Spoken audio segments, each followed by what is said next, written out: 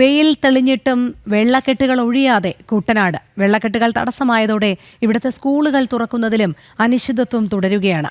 സ്കൂളുകളിൽ നിന്നും ക്യാമ്പുകൾ അവസാനിക്കാത്തതും വെല്ലുവിളി സൃഷ്ടിക്കുന്നു. എന്ന് സ്കൂളിൽ പോകാനാകും? കുട്ടനാട്ടിൽ മാത്രം എന്താ ഇങ്ങനെ? തുടങ്ങിയ സംശയങ്ങളാണ് കുട്ടനാട്ടിലെ കുട്ടികൾക്ക്. സുധീഷ് ഗോപാൽ ചേരുന്നു. സുധീഷ്, വലിയ രീതിയിലുള്ള മഴപ്പെയ്ത്തൊക്കെ മാറിക്കഴിഞ്ഞു. ഇപ്പോൾ ഏകദേശം വെയിലൊക്കെ വന്ന് തെളിഞ്ഞ കാലാവസ്ഥ തന്നെയാണ്. പക്ഷേ വെള്ളക്കെട്ട് ഒഴിയാതെ കുട്ടനാട് ഇങ്ങനെ നിലനിൽക്കുകയാണെന്ന് മാത്രമല്ല, പല സ്കൂളുകളിലും ഇപ്പോഴും ഈ ക്യാമ്പുകൾ നിലനിൽക്കുന്നതും കുട്ടികളെ സംബന്ധിച്ചിടത്തോളം അവർക്കൊന്ന് സ്കൂളിൽ പോകാൻ കഴിയുന്നില്ല. കുട്ടനാട്ടിൽ മാത്രം എന്താ ഇങ്ങനെ എന്നുള്ള ചില ചോദ്യങ്ങളൊക്കെ കുഞ്ഞുമക്കളുടെ മനസ്സിൽ നിന്നും ഉയരുന്നുണ്ട്. ശരിക്കും എന്താണ് കാരണം? ഇപ്പോഴും ഈ വെള്ളക്കെട്ട് ഇങ്ങനെ തുടരുന്നതിനുള്ള സാഹചര്യം എന്താണ്? രോഹിണി, ഒറ്റ വാക്കിൽ പറഞ്ഞാൽ അശാസ്ത്രീയമായ നിർമ്മാണങ്ങൾ തന്നെയാണ് കുട്ടനാടിൻ്റെ ഏറ്റവും വലിയ ശാപം. ഇപ്പോൾ മഴയ്ക്ക് കഴിഞ്ഞ ഇന്നലെയൊക്കെ നല്ല വെയിലുണ്ടായിരുന്നു. ഇന്ന് ചെറിയ ചാറ്റൽ മഴ ഉണ്ടെങ്കിൽ പോലും പൂർണ്ണമായി ഈ കിഴക്കൻ വെള്ളത്തിൻ്റെ വരവുമെല്ലാം വലിയ രീതിയിൽ ഒഴിഞ്ഞിരുന്നു. എന്നിട്ടും കുട്ടനാട്ടിലെ വെള്ളക്കെട്ടുകൾ മാറുന്നില്ല എന്നതാണ് ഏറ്റവും ദുരവസ്ഥ. ഞാനിപ്പോൾ നിൽക്കുന്നത് തന്നെ മങ്കൊമ്പ് ഭാഗത്താണ്, ചമ്പക്കുളം പഞ്ചായത്തിൻ്റെ ഭാഗത്തും ആണ്. ഇവിടെ തന്നെ സർക്കാർ ഓഫീസുകളടക്കം നിരവധി സ്ഥാപനങ്ങളാണ് വെള്ളം കയറി കിടക്കുന്നത്. ഇതിന് സമാനമാണ് ഈ റോഡിൻ്റെ രണ്ട് സൈഡിലുമുള്ള വീടുകൾ. അവിടേക്ക് കരകവിഞ്ഞെത്തിയ വെള്ളം അത് പിന്നീട് ഒഴിയുന്നില്ല എന്നത് തന്നെയാണ്. അത് ഒഴുകി മാറാനുള്ള സംവിധാനങ്ങളില്ല. ഏറ്റവും പ്രധാനമായും മഴക്കാലപൂർവ്വ ശുചീകരണ പ്രവർത്തനങ്ങൾ കാര്യമായി നടന്നില്ല. തോടുകളിലും മറ്റും അടിഞ്ഞിരിക്കുന്ന എക്കലും പോളയും ചെളിയും ഒന്നും മാറ്റാറില്ല. ഇതെല്ലാം നീരൊഴുക്കിന് വലിയ തടസ്സം സൃഷ്ടിക്കുന്നുണ്ട്. അതിന് ഉപരിയായി രണ്ടാം കൃഷിയില്ലാതെ പാടശേഖരങ്ങളിലെ പുറംബണ്ടുകൾ തുറന്നു കിടക്കുന്ന അത്തരം കാരണങ്ങളും ഈ വെള്ളപ്പൊക്കത്തിന് വലിയ രീതിയിൽ കാരണമാണ്. ഈ രീതിയിലെല്ലാം തന്നെ വലിയ ദുരിതത്തിലാണ് ഈ കുട്ടനാട്ടിലെ ജനങ്ങളൊക്കെ തന്നെയും. ആ ഒരു സാഹചര്യം ഇപ്പോഴും തുടരുന്ന അവസ്ഥയുണ്ട്. നിരവധി ക്യാമ്പുകൾ, ഇപ്പോഴും 18 ക്യാമ്പുകളാണ് കുട്ടനാട് താലൂക്കിൽ മാത്രം പ്രവർത്തിക്കുന്നത്. ഈ ക്യാമ്പുകളിലൊക്കെ തന്നെയും പ്രവർത്തിക്കുന്നത് ബഹുഭൂരിപക്ഷവും സ്കൂളുകളിലാണ്. അതുകൊണ്ട് തന്നെ ഈ സ്കൂളുകൾ തുറക്കാൻ സാധിക്കുന്നില്ല. പല സ്കൂളുകളും വെള്ളം കയറി കിടക്കുന്ന സാഹചര്യവുമുണ്ട്. അതുകൊണ്ട് തന്നെ അധ്യയന വർഷം ഇപ്പോൾ പ്രവേശനോത്സവം നടത്തി വലിയ ആഘോഷമായി പുതിയ അധ്യയന വർഷം ആരംഭിക്കുമ്പോഴും ഇവിടെ കുട്ടനാട്ടിലെ കുട്ടികൾക്ക് മാത്രം വിദ്യാലയങ്ങളിലേക്ക് പോകാൻ കഴിയുന്നില്ല എന്നതാണ് ഏറ്റവും ദുഃഖിപ്പിക്കുന്ന കാര്യം. അത് ഓരോ കുരുന്നുകൾ പോലും ചോദിക്കുന്ന ഒരു സാഹചര്യമുണ്ട്. ആ ഒരു അവസ്ഥ, അതിന് ഒരു പരിഹാരം ഉണ്ടാവണമെന്നത് തന്നെയാണ് കുട്ടനാടൻ ജനതയുടെ പ്രധാന ആവശ്യവും. ഇപ്പോൾ ഈ പ്രദേശവാസികൾ തന്നെ വലിയ രീതിയിലാണ് ബുദ്ധിമുട്ടുന്നത്. ഇവർക്ക് നിത്യോപയോഗ സാധനങ്ങൾ വാങ്ങുന്നതിന് പോലും വലിയ തടസ്സം ഉണ്ടാവുന്ന സാഹചര്യം നിലനിൽക്കുന്നു. ഇപ്പോഴും 365 കുടുംബങ്ങൾ ദുരിതാശ്വാസ ക്യാമ്പിൽ കഴിയുന്നു. ഇത് മഴ മാറിയിട്ടും കിഴക്കൻ വെള്ളത്തിൻ്റെ വരവ്, പമ്പ, അച്ചൻകോവിൽ, മണിമല ആറുകളിലൊക്കെ ജലനിരപ്പ് താഴ്ന്നിട്ടും ഈ അവസ്ഥ തുടരുന്നത് തന്നെയാണ് ഏറ്റവും ദുഃഖകരം. ചേട്ടാ, ഈ ഒരു അവസ്ഥ ഇത് കുട്ടനാട്ടിൽ മാത്രമുള്ളതല്ലേ? എന്താ ഇതിനെക്കുറിച്ച് പറയാനുള്ളത്? ഇതിനെക്കുറിച്ച് പറഞ്ഞാൽ നമുക്ക് ഒത്തിരി കാര്യങ്ങൾ പറയാനുണ്ട്. കുട്ടനാട്ടിലെ ഈ അശാസ്ത്രീയമായ നിർമ്മാണവും പുറംബണ്ടും മറ്റു കാര്യങ്ങളുമാണ് ഇതിനെ ഈ വെള്ളപ്പൊക്കത്തിന് ഏറ്റവും അധികം ബുദ്ധിമുട്ടുണ്ടാക്കുന്നത്. ഈ പ്രശ്നം പരിഹരിക്കുന്നതിന് സാമാന്യമായ ജനപ്രതിനിധികളെ കൂടാതെ സമീപവാസികളെ കൂടി, പ്രദേശത്തുള്ള ആളുകളെ കൂടി ഉൾക്കൊള്ളിച്ച് അവരുടെ അഭിപ്രായം കൂടെ തേടിക്കൊണ്ട് ഇതിനുള്ള മാർഗങ്ങൾ സ്വീകരിക്കുകയാണ്. ഇവിടുത്തെ ഈ വിദ്യാലയങ്ങളുടെയൊക്കെ അവസ്ഥ, വിദ്യാലയങ്ങൾ വളരെ ഇപ്പം സ്കൂൾ 2-ാം തീയതി തുറന്നു എങ്കിൽ തന്നെയും കുട്ടനാട്ടിലെ സ്കൂൾ തുറക്കണമെന്നുണ്ടെങ്കിൽ ഒരു 15-ാം തീയതി കഴിയാതെ കുട്ടനാട്ടിലെ സ്കൂളുകളൊന്നും തുറക്കാൻ തന്നെ സാധിക്കുന്ന അവസ്ഥയല്ല. എന്ന് വെച്ചാൽ ചുറ്റപ്പെട്ട് കിടക്കുന്ന വെള്ളത്തിൽ നിന്നും ഈ കുട്ടികളെങ്ങനെ, കൊച്ചു കുട്ടികളെങ്ങനെ സ്കൂളിലേക്ക് വരുന്നത്? സർക്കാർ ഓഫീസുകളുടെ പ്രവർത്തനം ആകെ താറുമാറായി. സർക്കാർ ഓഫീസിൻ്റെ പ്രവർത്തനം തന്നെ മൊത്തത്തിൽ താറുമാറായി കിടക്കുക. അതിനിടയ്ക്ക് ഈ വെള്ളം കൂടെ വന്നു കഴിഞ്ഞപ്പോൾ ആളുകളാരും, ഇപ്പോൾ താലൂക്കിൽ ആളുകൾ വരുന്നുണ്ട്, പോകുന്നുണ്ട്, മറ്റ് ഓഫീസുകളിൽ ഒന്നും തന്നെ നടക്കുന്നില്ല. ഇപ്പം PM കിസാനിൻ്റെ 2000 രൂപ കിട്ടുന്നതിന് വേണ്ടി ആളുകളെല്ലാം മസ്റ്ററിങ് ചെയ്യുന്നതിനും മറ്റേ കൃഷിഭവനിൽ ചെല്ലണമെന്ന് പറഞ്ഞു. കുട്ടനാട്ടിലെ ഏതൊരു കൃഷിഭവനുണ്ട്? ചമ്പക്കുളം പഞ്ചായത്താണെങ്കിൽ വെള്ളത്തിൽ കിടക്കുന്നു, പുളിങ്കുന്നാണെന്നുണ്ടെങ്കിൽ കഴുത്തറ്റം വെള്ളത്തിൽ കിടക്കുന്നു. ഇങ്ങനെ കിടക്കുന്ന അവസ്ഥയിൽ എന്ത് ചെയ്യാനൊക്കും?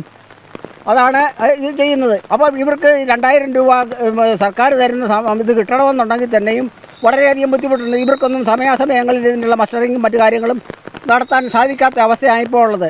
അതുപോലെ തന്നെ 1000 കോടി രൂപ മുടക്കിയാണ് AC റോഡ് പുനർനിർമ്മിച്ചത്. അവിടെയും വെള്ളം കയറുക. 1000 കോടി രൂപ വെള്ളത്തിൽ കലക്കി എന്നുള്ളതേ ഉള്ളൂ. അത് സർക്കാരിൻ്റെ ഏജൻസികൾക്ക് കമ്മീഷൻ കിട്ടുന്നതിന് വേണ്ടിയിട്ട് ചെയ്ത ഒരൊറ്റ പണിയാണ് അത്.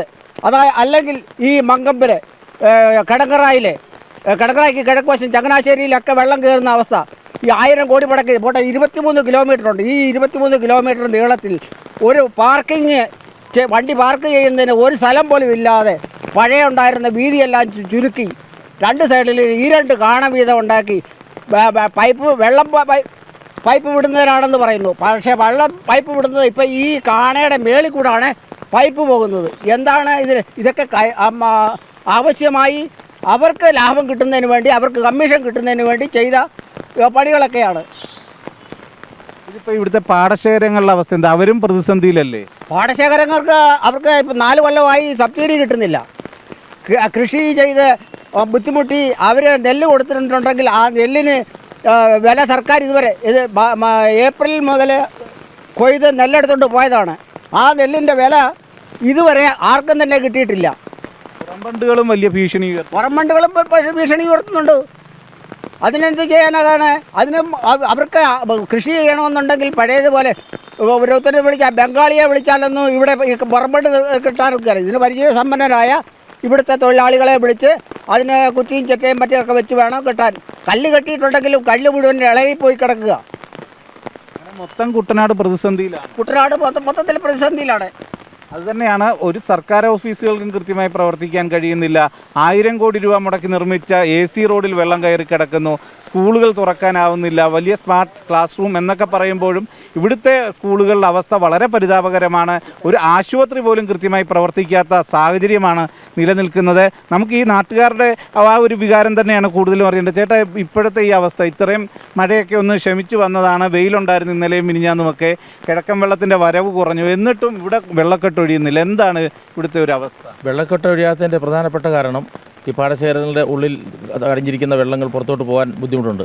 അതാണ് ഏറ്റവും പ്രശ്നം. ഈ പാടശേഖരങ്ങൾ, ഞങ്ങളുടെ ഈ പാടശേഖരത്തിന് 4 കോടി രൂപ കഴിഞ്ഞ പ്രാവശ്യം അനുവദിച്ചത്. ഏറ്റവും ഫലപ്രദമായി അത് ഉപയോഗിക്കാത്തതിൻ്റെ കുഴപ്പം കൊണ്ടാണ് ഇത് ഇപ്പോൾ ഈ പാടശേഖരങ്ങൾ, ഇങ്ങോട്ടുള്ള പടിഞ്ഞാറുള്ള പാടശേഖരങ്ങൾക്കെല്ലാം ഫണ്ട് ഒരുപാട് അനുവദിച്ചിട്ടുണ്ട്. പക്ഷേ അതൊന്നും ഫലപ്രദമായി നടപ്പാക്കാനായിട്ട് ഏറ്റവും പ്രധാനപ്പെട്ട ഈ ഉദ്യോഗസ്ഥന്മാരാണ്. അഴിമതി മാത്രമാണ് അവരുടെ ലക്ഷ്യം, അല്ല വേറൊന്നുമില്ല. കോൺട്രാക്ടർമാർ അവരുമായിട്ട് കൂടിക്കൊണ്ട് മുഴുവൻ അഴിമതി കാണിക്കുന്നതുകൊണ്ടാണ് കൃത്യമായി ഈ കാര്യങ്ങൾ നടക്കാത്തത്. ഈ AC റോഡിൻ്റെ കാര്യത്തിനോട് ഞാൻ ഹൈക്കോടതി പോയ 7 പേരിൽ ഒരു വ്യക്തിയാണ് ഞാനെന്ന്.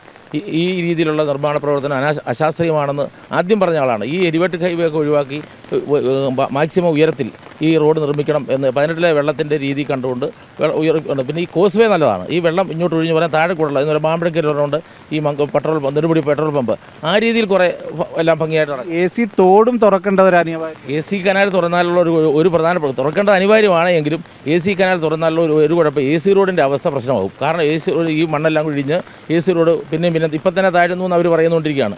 അപ്പോൾ താഴും. അപ്പോൾ AC ഏറ്റവും കുട്ടനാട് ഈ ആര് തെരഞ്ഞെടുപ്പിന് വന്നാലും പറയുന്നത് കുട്ടനാട് വികസന അതോറിറ്റി രൂപീകരിക്കുന്നതാണ്. ഗ്രേറ്റർ കൊച്ചിൻ ഡെവലപ്മെൻറ്റ് അതോറിറ്റി പോലെ കുട്ടനാട് ഡെവലപ്മെൻറ്റ് അതോറിറ്റി രൂപീകരിക്കാമെന്ന് UDF LDF സ്ഥിരമായി പറഞ്ഞുകൊണ്ടിരിക്കുന്നത്. ഇതേവരെ നടപ്പായില്ല.